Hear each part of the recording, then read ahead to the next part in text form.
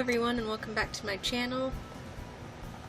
I wanted to start a new little segment here where I talk about stamping and stamping nail art just to add a little bit of variety to my channel in between the swatches.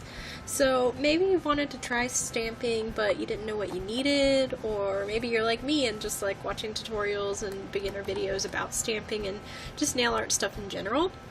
So either way, today I'm going to focus on just the stampers for this video. And as you can see, they come in a lot of different shapes and sizes and materials. So let's get started. Okay, so I'm going to start off by showing you the stampers that you kind of want to avoid, especially as a beginner. Now this one in particular I received free. It was in a starter kit, and just believe me, you don't want to start with this. I haven't even used it and I can already tell that it's going to give me trouble. It's way too firm and a little too small to work with, so you're going to want to stick to softer stampers.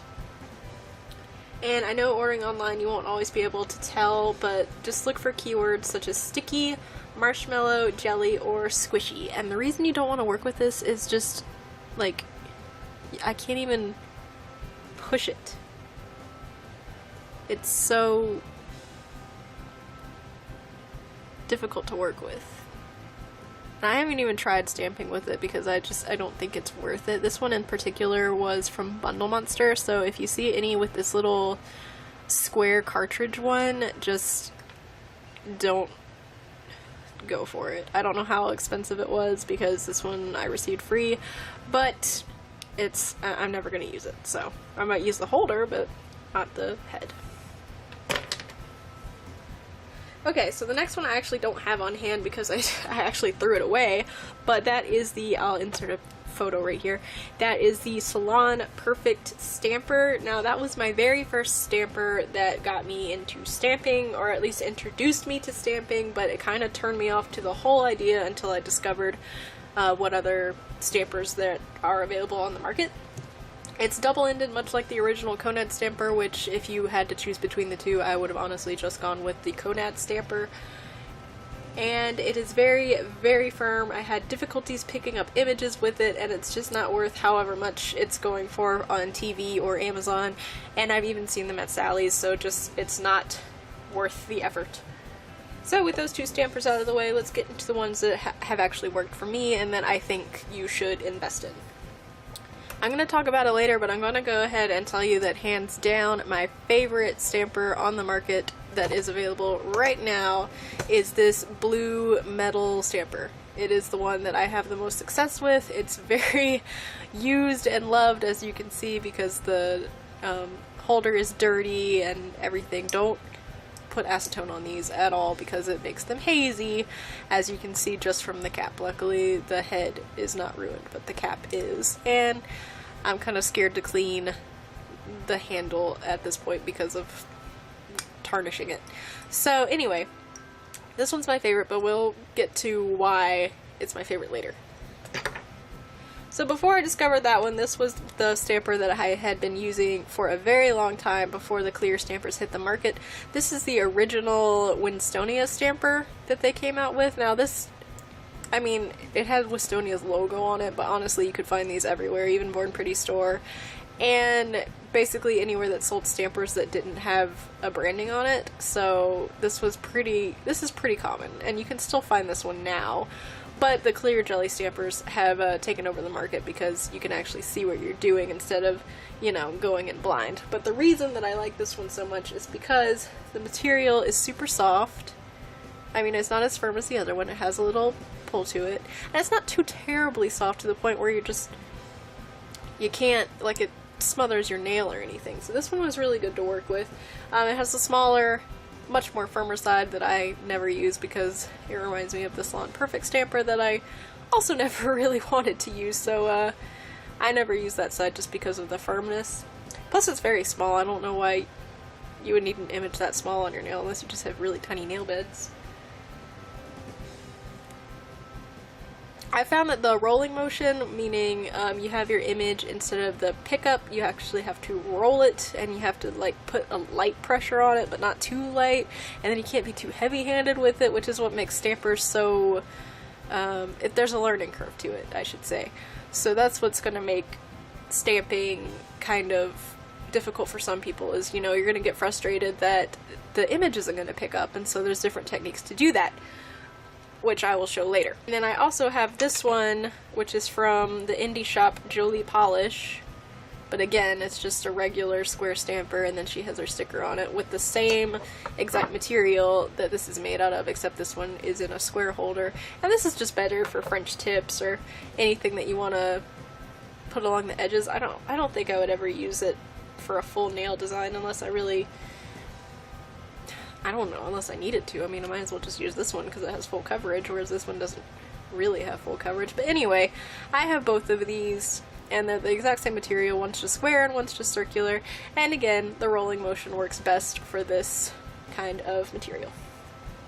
Let's get into the clear stampers, which is, I have one of the original ones. This is the original light purple clear jelly stamper.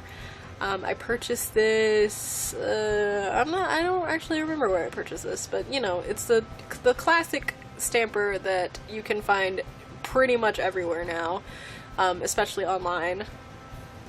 And what changed the game is, you know, you can look through the barrel, let's see if I can, and then you can just press it on your nail, and you can see what you're doing, and you can see where you want the design to go, instead of ending up with a crooked design from the non-see-through stampers. They make it so you can apply your image precisely where you want to go, giving you more creative flexibility. I have one of, I mean, I love this one. It's just really firm, and as you can see over time, acetone and nail polish remover has made it cloudy, so it's kind of difficult to see through it unless you put your nail right up against it, which you're going to end up doing, of course, but you want it to be pretty clear so that you can see what you're doing. And this one is a little bit firmer than this one. So while I did like this one because it was clear, it was a little bit harder to work with just because of that firmness, and again, rolling motion was way easier to pick up images than just pushing it down and picking it up. But you gotta learn how to do the rolling motion, which takes trial and error. This is why I love the blue metal stamper. You can get this from Born Pretty store. I've seen them on Amazon. You can get them on eBay, but if you don't want to wait for the shipping because they probably come from overseas, then you can buy Bliss Kisses' latest stamper, the stamper and scraper that they have. It's this exact same model, but it's red and it has their logo on it. You can try D-Stash pages on Instagram or online and like on Store Envy and stuff, or just search some indie shops, which is how I got mine. So basically what makes this a great stamper, I mean, it's so easy to hold, for one thing, that I love. Like, it's really comfortable in your hand. I'm really sorry that it's so dirty. But it's so comfortable in your hand. It comes with the cap so that the head's not going to get ruined. This is the only stamper I have that actually has a case for it so it doesn't get dirty. You take off the cap and it's just so squishy and I love it. And it just forms to your nail so easily, like you just press it right. Oop! I guess we had some trapped air. All you have to do is press your nail right into it, and it like molds to your nail. You gotta rock it back and forth a little bit to get the sides of your nails, but you're not gonna have any trouble with the image placement. You can see it's so big, you're gonna be able to pick up the whole image and place it right on your nail. You can select what you want and what you don't want. You can take tape and remove it, and you can just press on what you want and get rid of what you don't. It's so simple to use. You can use the rolling motion or the pickup motion. You don't need much pressure as with other ones, and you just gotta get a good feel for the stamper. Like, that's the only way I can describe how to use it, and I'll show some at the end of the video. Well, I guess after this I'll show some clips of me using the stampers to show you how to pick up images. But But anyway, out of all the stampers that I have shown, this one is arguably the best for both beginners and experts alike. I think this is just the easiest to use, and it has lasted me the longest. It never fails to give me a decent image. Even when it messes up, I can still salvage something off of it if I don't want to have to repeat the image, if I don't want to have to rescrape it. So yeah, I can't say enough good things about this one, and I hope they come out with more models of this or more colors. So that's about all the information I can give you based on my knowledge and experience with my stampers so far. If I can keep this series consistent, then my next Stamp With Me Saturday video will be about scrapers and plates.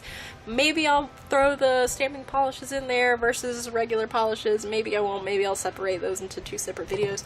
I don't know yet, but my final video will, for the beginner part of this series, we'll go into detail about what you need and how to build your stamping starter kit and then keep it growing into a collection. And then I can show you my stamping kit and my stamping essentials collection, and I can show you all my plates and stuff. For now, that's it for this video, and I will show you a couple of clips of how to use each of these stampers, like, you know, the rolling motion, how they pick up, and, you know, just to get a feel of what they look like. Alright guys, thanks so much for watching, and I'll see you in the next one. Bye! Alright, for these stamping demonstrations, I'm going to be using the Bundle Monster BMXL 201 plate. It's the collaboration with YouTuber elleandish, and I will be using these 2 intricate lace patterns to show you which stampers can really get everything and which ones kind of are iffy. So I'm going to start off with the Winstonia original stamper that I loved.